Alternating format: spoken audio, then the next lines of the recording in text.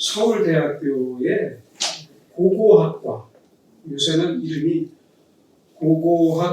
고고미술사학과라고 그렇게 바뀐 걸로 아는데요. 아무튼 이 고고학과 교수에게 어느 학생이 물었답니다. 가장 기억에 남는 일이 무엇입니까? 이렇게 물었더니 몽촌 토성, 몽촌 토성을 발굴할 때의 이야기를 들려주셨답니다. 열심히 땅을 파면서 아주 조심스럽게 파잖아요. 땅을 열심히 파면서 발굴 작업을 하고 있는데 아들과 함께 지나가던 어느 엄마가 그 교수님을 손가락으로 가리키면서 아들에게 큰 소리로 말했답니다. 너도 공부 안 하면 저렇게 된다. 저 아저씨처럼 된다. 또한 이 말은요, 청소부나 학교 조리실의 조리 실무사 분들도요, 많이 듣는 말이라고 합니다. 어느덧 이 사회가 차별을 가르치는 사회가 되어버리고 마는 것 같습니다.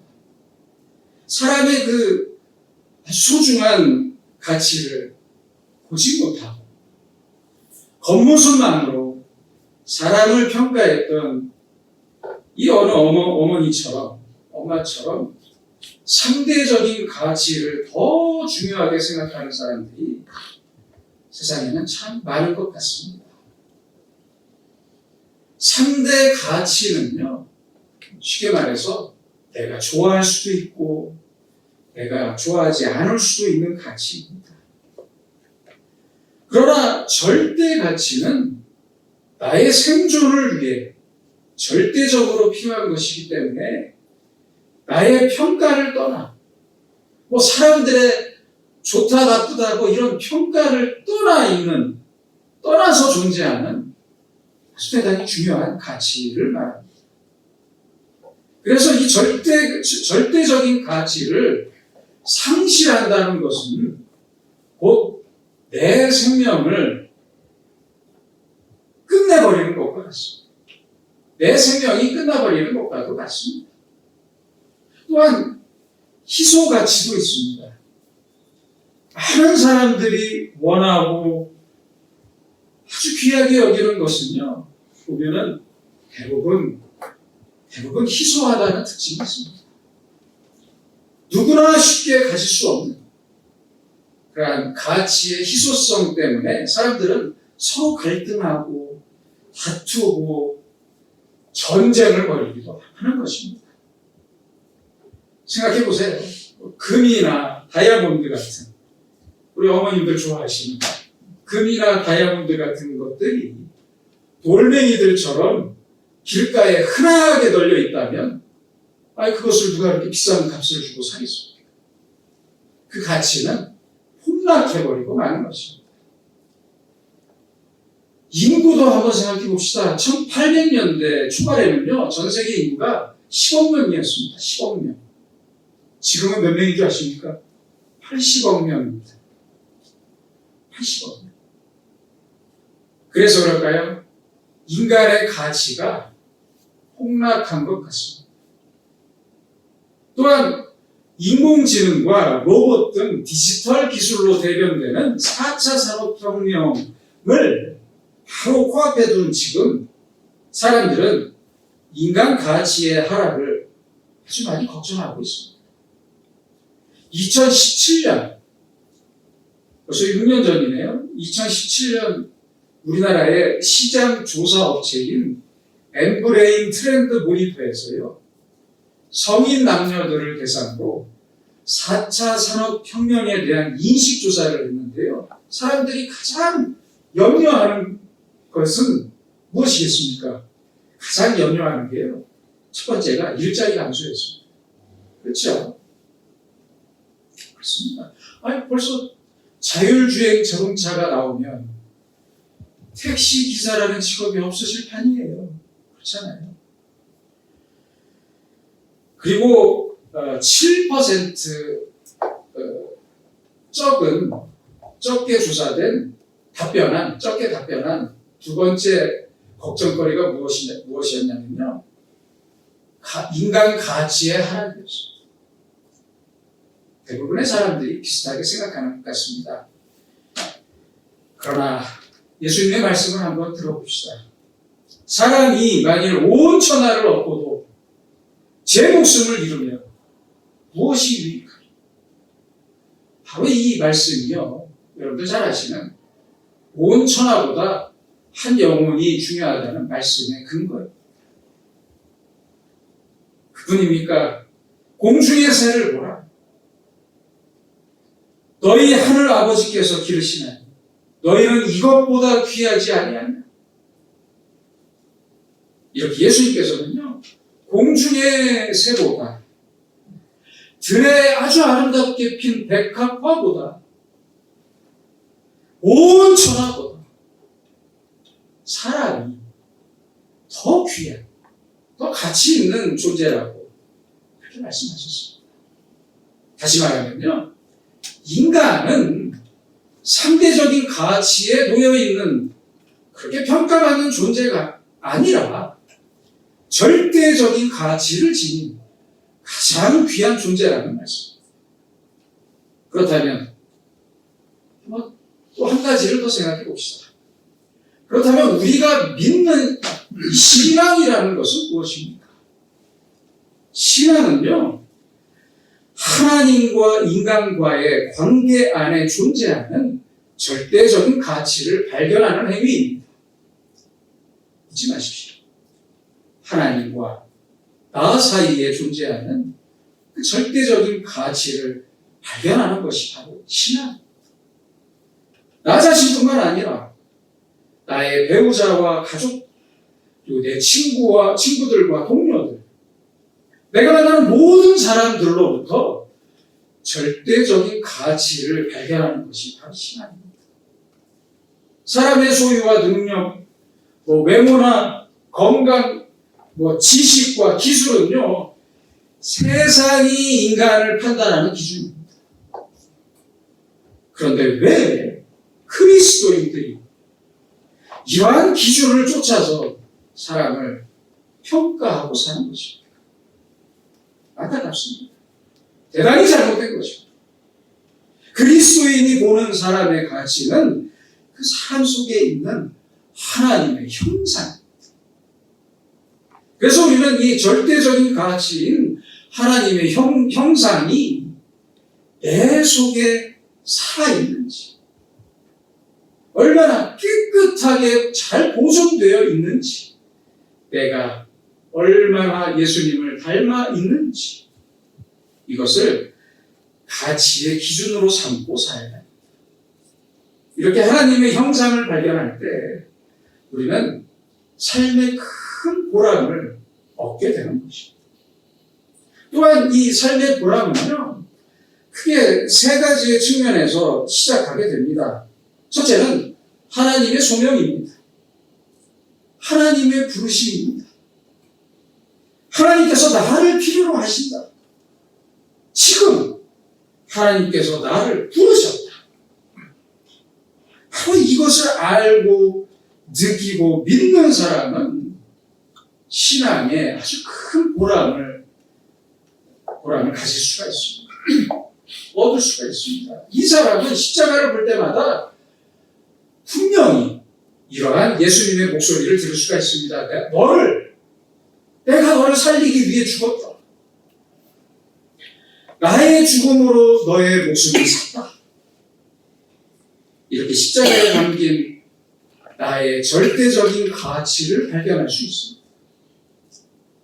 세상에서 세상이 나를 어떻게 평가하고 사람들이 어떻게 나를 평가하든지 말든지 상관하지 않고 더 이상 세상의 가치를 구걸할 필요도 없습니다. 구걸하지 마세요. 그럴 필요 없어요.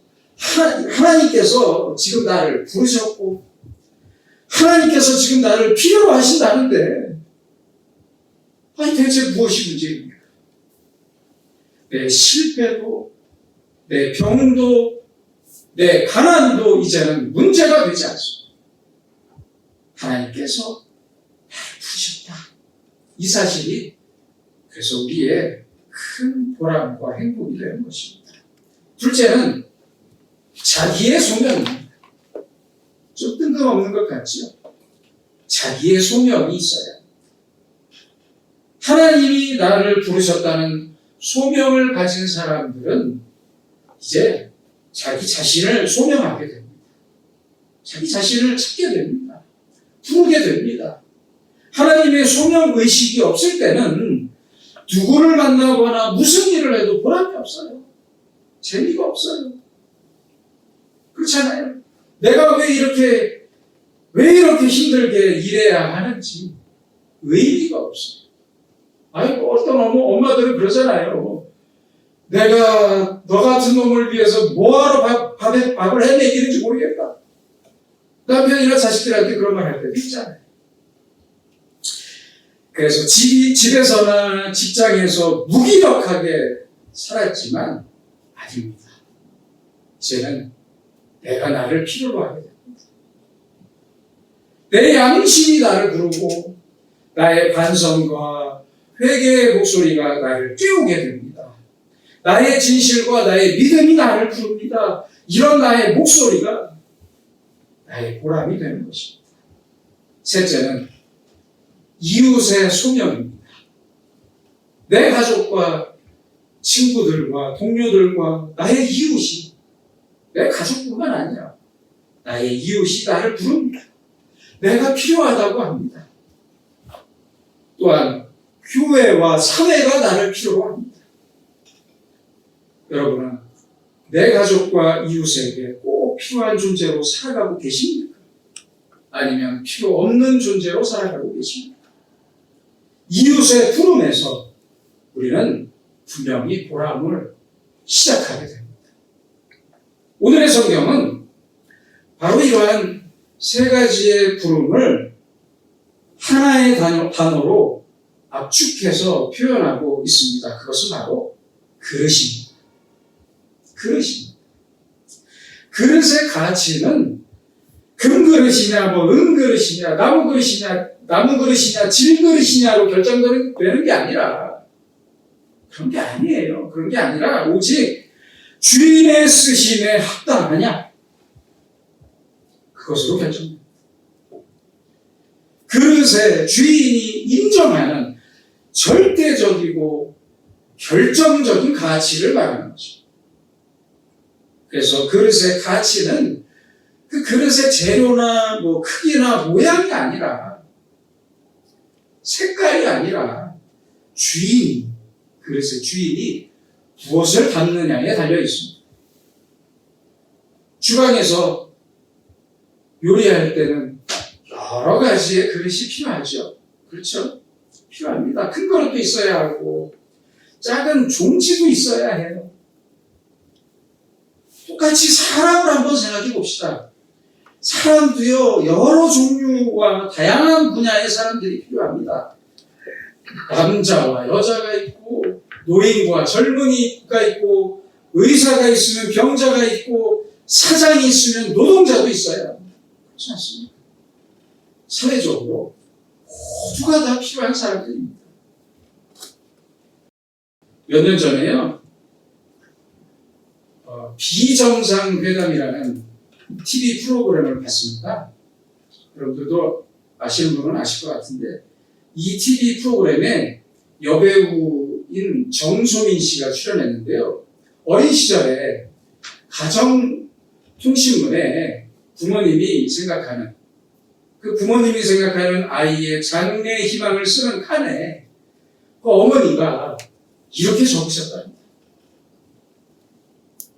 장래 직업을 묻는 칸에 이렇게 적으셨죠. 행복한 사람. 그녀의 어머니는 항상 그녀에게 이렇게 말했답니다. 딸에게 무슨 직업이든지 상관없다. 행복하게만 살아. 그렇게 말했다고. 이 사진에 보이시는 어느 학부모도요, 아이의 장래 희망 칸에 이렇게 적었습니다. 아이의 희망과 같은. 더 이상 무슨 말이 필요하겠습니까? 전소민 씨의 어머니와 같은 마음인 것 같습니다. 그런데요, 요새 어떤 부모들은 전부 그냥 자신의 아이가 의사나 판사가 되었으면 한다고. 그렇죠? 강남의 대치동 학원 골목 한번 가보세요. 저녁에요, 골목을 지나갈 수가 없어요. 차가 막혀서 학원가에 아이들 모셔다 드리고 모시고 오느라고. 제가 거기서요 1시간 동안 갇혀봤어요. 실화입니다. 한 수의 부모들이 상대적인 가치에 매몰되어 버려서 아이의 장래를 망치고 사회에 꼭 필요한 사람이 아니라 그저 돈 많이 벌고 높은 자리만 원하고 있어요. 그렇지 않습니까? 서울대 나온 서울대 출신 분들이 도대체 무엇을 했습니까? 얼마나 불행한 일입니까?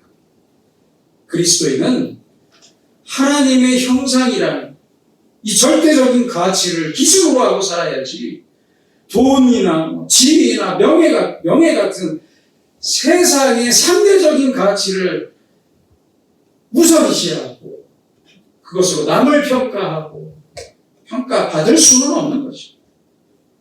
그릇은 주인이 쓰시기에 필요하고 합당하면 그만입니다. 그래서 주인과의 관계에서 오는 그 절대적인 가치, 이것이 바로 우리의 신앙입니다. 왜 하나님께서는 저 일에 나를 안 쓰시고 왜 이런 일에 쓰시는 겁니까? 왜 지금 안 쓰시는 겁니까? 저를 이렇게 묻지 마세요. 우리가 할 일은 주인께서 언제든지 쓰실 수 있도록 깨끗한 그릇이 되면 그만입니다. 그것만 신경 쓰면 돼요. 우리가 가진 지식이나 우리가 가진 몇 푼 안 되는 돈이 문제가 아닙니다. 나이나 건강도 문제가 아닙니다. 다만 주인의 필요에 순종하는 것뿐입니다. 나의 인격적인 죽음이나 나의 육체적인 죽음까지 하나님께서 필요하시다면 그걸로 만족합니다. 저 옛날 로마의 원형 경기장이나 저 서울에 우리나라 절두산 있죠?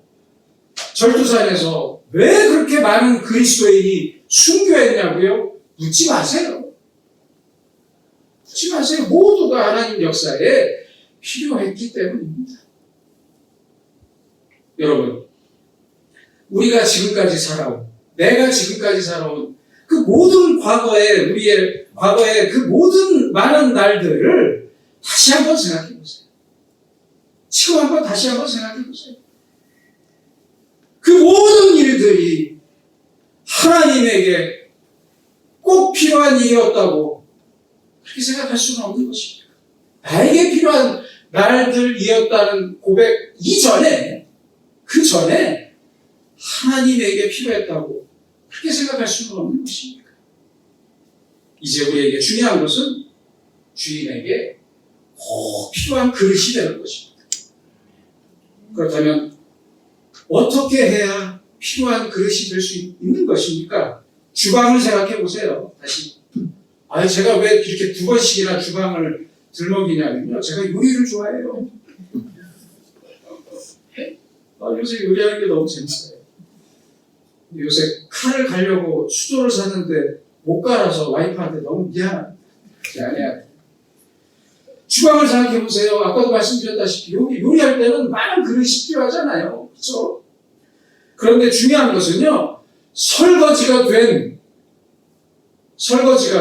그릇이 필요한 것입니다. 깨끗한 그릇이 필요하죠. 그렇잖아요. 요리하느라 바쁜데 설거지 안 된 그릇을 어떻게 쓰겠습니까? 그냥 싱크대에 던져버리잖아요. 깨끗해야. 그래서 깨끗한 그릇이 필요한 것입니다.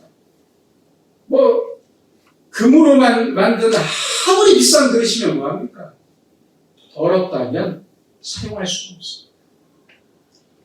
더러운 그릇에 담으면 그 내용물도 더러워집니다. 어떻게 담겠습니까? 비록 질그릇이나 나무 그릇이더라도 깨끗하면 하나님께 귀하게 쓰임받을 수 있습니다.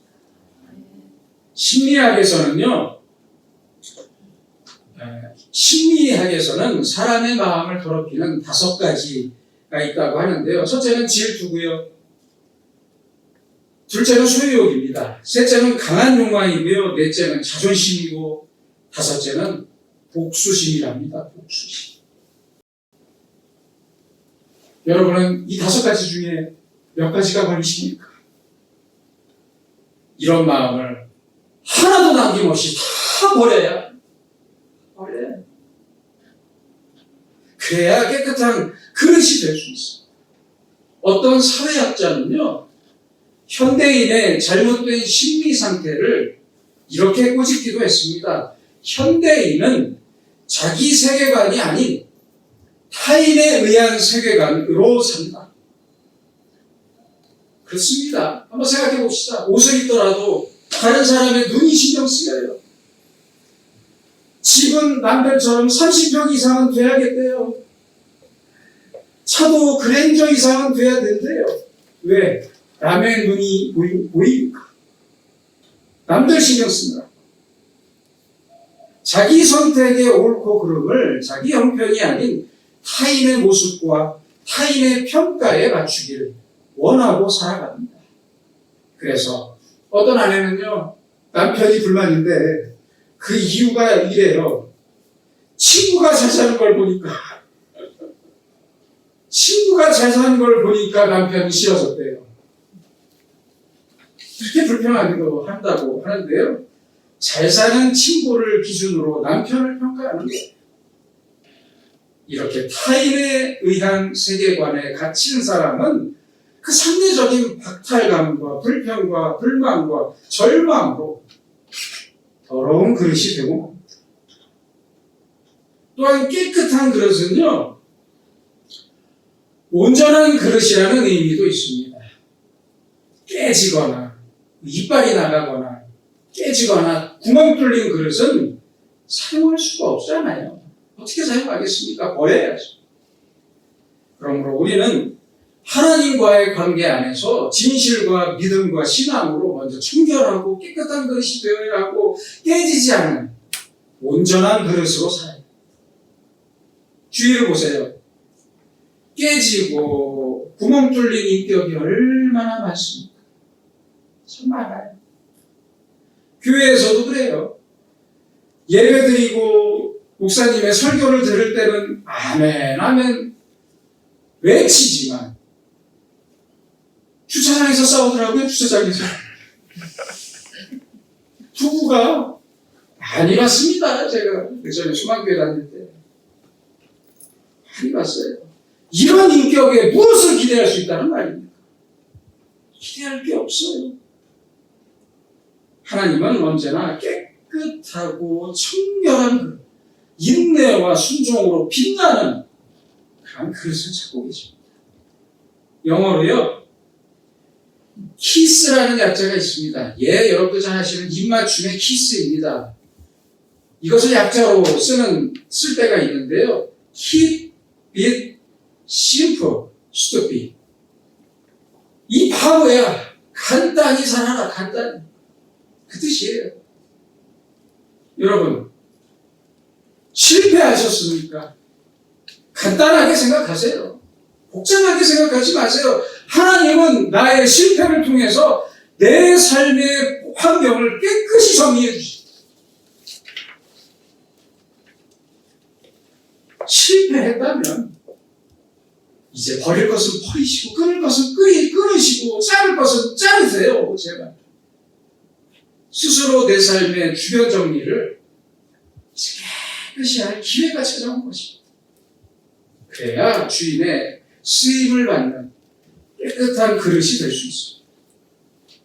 바울은 오늘 본문 22절에서 말씀합니다. 주를 깨끗한 마음으로 부르는 자들과 함께 의와 믿음과 사랑과 화평을 따라 어리석고 무식한 변론을 버리라. 이에서 다툼이 나는 줄 알며. 참 귀한 말씀입니다. 변론하면서 다툼이 나요. 싸움이 나요. 어떻게 싸움이 나냐고요? 잘못했다고 자기 잘못을 사과하러 갔는데 그러면 그냥 죄송합니다. 한번 머리 숙이고 죄송합니다 하면 끝나는 거였어요. 근데 꼭 한마디를 덧붙여요. 그런데 당신도 그러면 싸움이 나는 거예요. 의와 믿음뿐만 아니라 사랑과 평으로 살아야 합니다. 변명하지 마세요. 싸우지 마세요. 그래야 하나님께서 바로 사용하실 수 있는 깨끗한 그릇이 될 수 있습니다. 1986년에요. 미국 텍사스에서 살인사건이 있었습니다. 그런데 그 남편이 체포가 됐어요. 그 남편의 이름이 마이클 몰튼인데요. 이 마이클 몰튼 씨는 아내를 살해한 혐의로 체포가 됐습니다. 그런데 25년이 지나서 진범이 잡혔어요. 무려 25년 만에 무죄로 석방이 되었습니다. 참 기가 막히고 코가 막힐 노릇입니다. 그는 모든 것을 잃었습니다.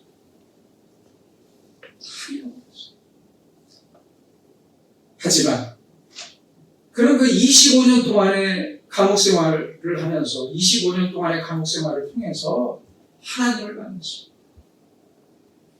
그리고 출소하고 이렇게 말했습니다. 저는 3가지밖에 모릅니다. 첫째, 하나님은 존재하십니다. 둘째, 그분은 나보다 지혜로우십니다. 셋째, 그분은 나를 사랑하십니다. 이 3가지를 내가 알고 있는데 나에게 무엇이 문제입니까? 이렇게 말합니다.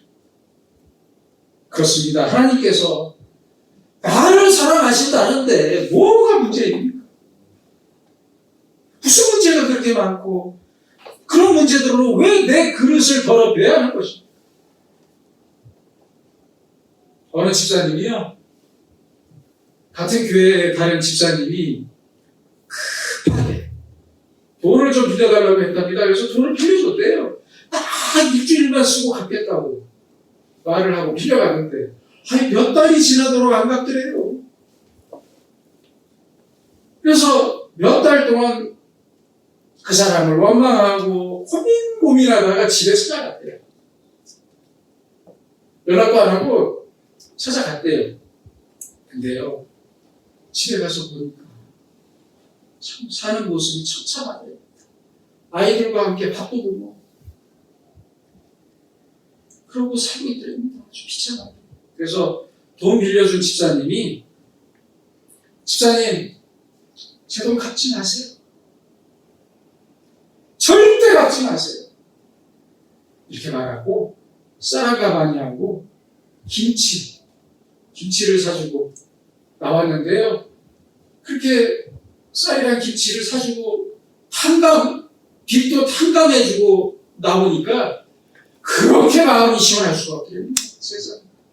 그렇게 마음이 시원하더래요. 그렇게 마음이 편하더래요.